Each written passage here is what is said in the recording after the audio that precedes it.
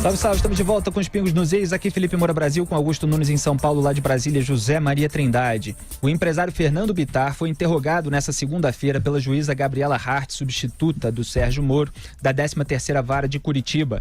Bittar, o ex-presidente Lula e outras 10 pessoas são réus no processo do sítio de Atibaia da Operação Lava Jato.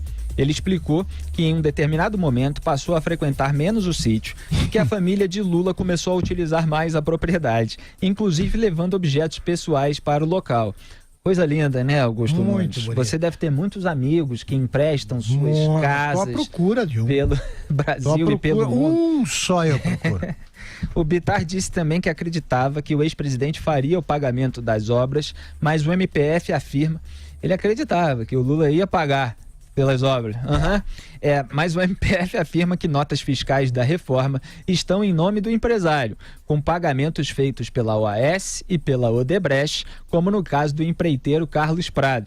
Quem é que acredita que o Lula ia pagar reformas feitas pelas empreiteiras do Petrolão, que tinham um contrato público com a Petrobras durante os governos do PT e estavam lá fazendo um favorzinho extra, individual, pessoal, lá na casa de veraneio do Lula? É brincadeira essa conversa. O réu foi questionado sobre uma nota fiscal de prestação de serviços do empreiteiro em nome dele, Bittar, e de um contrato de prestação de serviços também em nome dele. Bittar disse que não tinha conhecimento.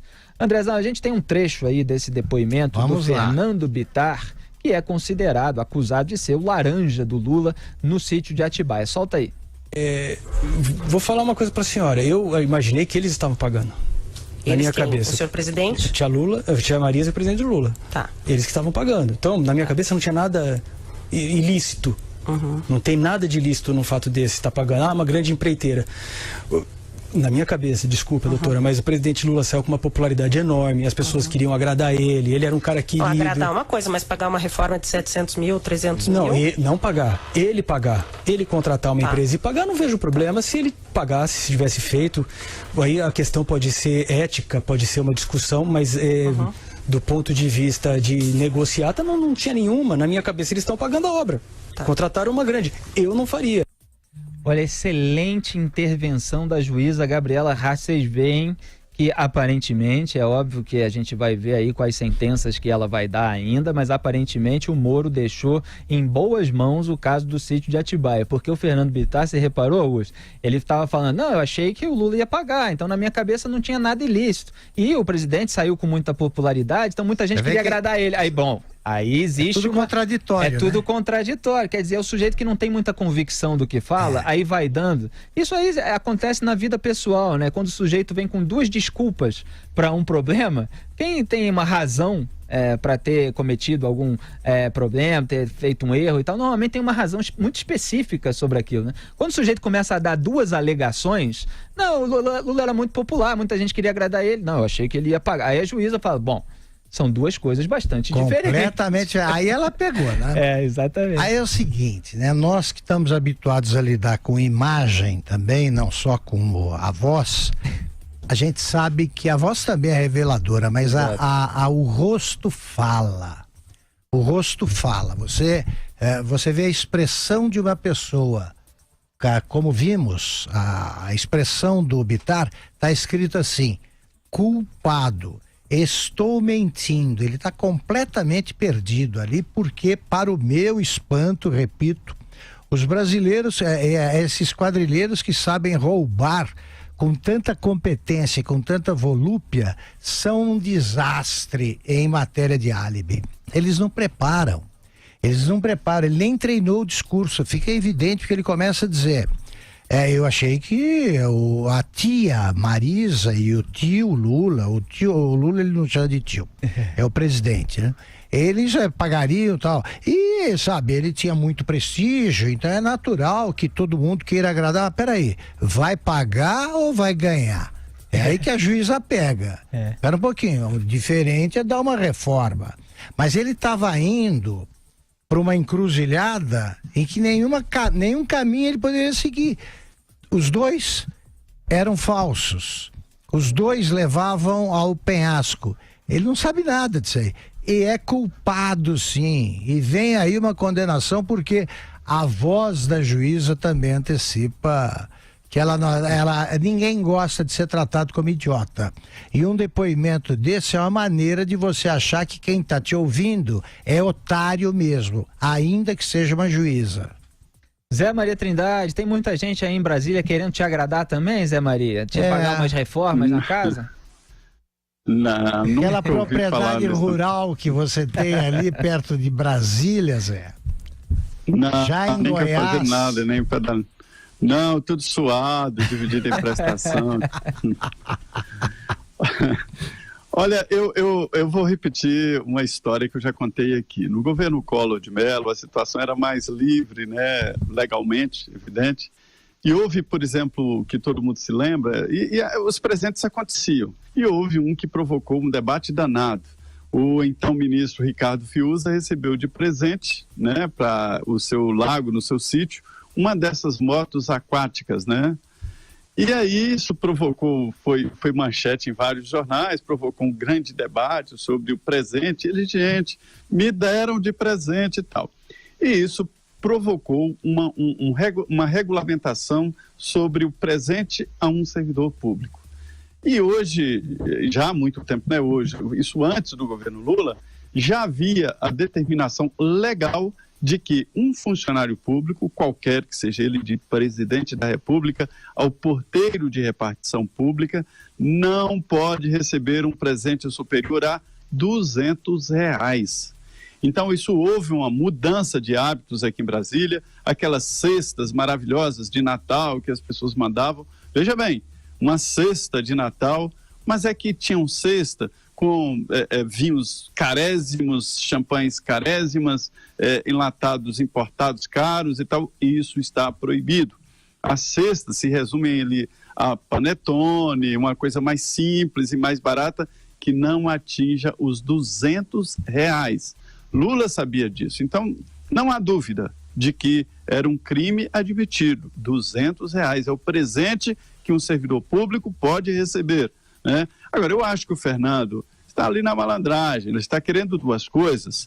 A primeira é ficar livre e depois é ficar com aquele sítio para ele. Ele está assustado. Né? Agora, Zé, você tem... A primeira ele está querendo ficar com o sítio para ele. Com o sítio para ele. Você tá dizendo.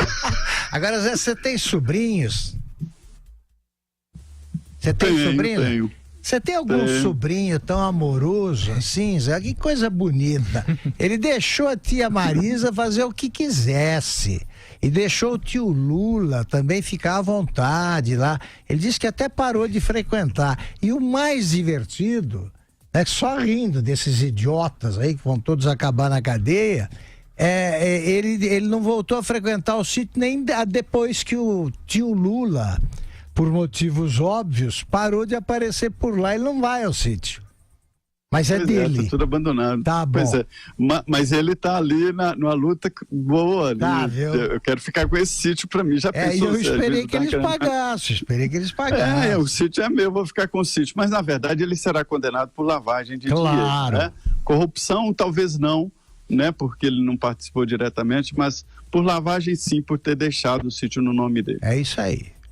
Pois é, então quando a gente fala em agrado ao ex-presidente da República por parte de uma empreiteira que tinha contratos públicos com o governo dele, do partido dele, se está se falando em propina, né? É por isso que a juíza... A não ser que seja até R$200, né? Até R$200, uma caneta, né? É roubalheira mesmo, é ladruagem, não tem outro nome não. Aqui a gente fala o nome, né? Exatamente. E o último a depor na segunda-feira foi o advogado e amigo de Lula, Roberto Teixeira. O delator Alexandrino Alencar, ex-executivo da Odebrecht, aquele que era companheiro de viagens do Lula, afirmou que Teixeira ajudou a elaborar um contrato fictício para esconder o real beneficiário da reforma. No depoimento, o amigo de Lula disse que é testemunha do caráter e da lisura do ex-presidente, ia dizer o quê, né? E que se lembra de somente uma reunião com o delator. Vamos assistir a um trecho do depoimento do Roberto Teixeira, Andrezão. Eu sou testemunha, quer dizer, eu sou testemunha do caráter e da lisura com que o presidente Lula sempre agiu na vida inteira. Eu tenho exemplos e exemplos na vida inteira. A única coisa que eu sei era que era a propriedade do Fernando. O tempo do Fernando. Aliás, se é uma pessoa que tem certeza de que a propriedade era do Fernando, fui eu. O tempo todo, porque fui eu quem o assessorei na aquisição. Então eu tenho a mais absoluta e estou seguro de que a propriedade era do Fernando. Né? Tá bom. A segurança ele não passa nenhuma, né? Ele Olha tá aí. ali nervoso no depoimento. Tá nervoso é o seguinte, se você tem uma testemunha de defesa como o Roberto Teixeira, você não precisa de acusadores. Olha o que ele diz, um especialista em maracutaia dizendo: olha, a maior prova de que o sítio é do Lula é que eu cuidei dos papéis. Isso é uma confissão. Isso é uma confissão e perigosa. Eu disse hoje, ele vive ameaçando me processar, então eu não tenho o menor problema em enfrentá-lo nos tribunais mais vezes. É o seguinte, alguém em países mais avançados no combate à corrupção, o Brasil mudou bastante com a Lava Jato, mas ainda não fomos tão longe quanto outros países. Um advogado desses só entraria, um Roberto Teixeira, só entraria num tribunal como réu e dali sairia condenado, porque esse tem uma capivara, tem um prontuário que olha dá inveja a muito chefão do PCC. Tá aí, servindo como testemunha de defesa e dizendo uma coisa dessa. Um homem como Lula, eu sou testemunha, quem é ele para abonar, como dizem os advogados, abonar o comportamento de alguém? Quem é ele para afiançar que alguém é honesto? Ele não é. Ele não é. Ele tem de mostrar que ele se comporta direito. Tá aí, é o sogrão do advogado do Lula. Se a OAB funcionasse, os dois já não seriam advogados. Fala, Zé Maria. Isso parece aquela propaganda de TV em que o consumidor vai ao Paraguai comprar uma TV, né? E aquele típico enganador lá querendo empurrar uma TV falsa. Aí o consumidor pergunta: e a garantia? Aí ele se assusta: garantia? A garantia sou eu. Sou eu. Exatamente. É isso aí. É isso aí, dá tempo para mais uma nota. Gleisi Hoffmann e Paulo Pimenta estão tentando arrebanhar o que sobrou da claque petista para acompanhar amanhã, do lado de fora do prédio da Justiça Federal do Paraná, o depoimento de Lula à juíza Gabriela Hart no âmbito do processo do sítio de Atibaia. Será a primeira vez que o ex-presidente, condenado por corrupção e lavagem de dinheiro, deixará a carceragem da Polícia Federal desde que foi preso em 7 de abril deste ano.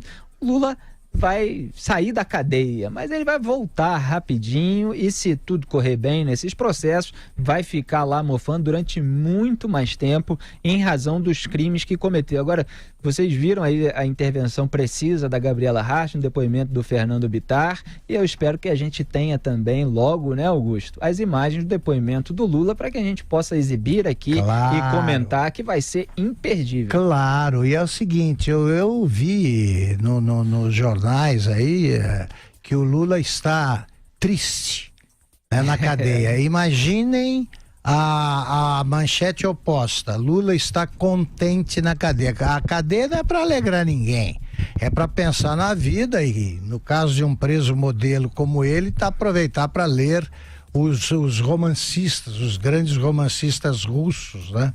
Como ele jura que faz, ou assistir a missa das 6 na TV Aparecida. Agora, acabou o Moro, né? Acabou a desculpa. O grande Satã do PT não está presente. Então, o Lula vai enfrentar agora a justiça sem medo. Assim que ele deveria estar animado, porque olha, pronto, acabou. O chefe da conspiração está fora. Ou ele vai dizer que a juíza que está cuidando do caso também está na conspiração? Não. Ela conspira pelo cumprimento da lei, se é que se pode usar o verbo para quem age assim. Vai sofrer um interrogatório tão enérgico, e isso essa palavra é a que deve ser aplicada ao bom juiz. Vai passar pelo mesmo pela mesma experiência enfrentada aí pelo Pitar, aí, o sobrinho postiço dele. Vamos ver o que ele vai dizer depois da conversa com a juíza. José Maria Trindade? O Lula, quando assiste lá a missa através da Rede Vida, ele deve acompanhar tudo daqui de fora sem falar nada e deve sofrer muito. Mas eu vou te falar uma história aqui, viu, Augusto e Felipe? Será um depoimento que marca o último ato desse processo. Em seguida, logo depois, a defesa é ouvida, alegações finais e pronto. Então, depois do depoimento do ex-presidente Lula, a juíza poderá, então, já assinar a sentença. Para você ver como está próximo demais esse outro processo de ser concluído, né? Deve ser concluído esse ano ainda, Zé? Sim, com certeza. Sim, né? Logo depois do depoimento, já a está juíza pronta para... já pode. Está pronta para... Fica a cargo da juíza.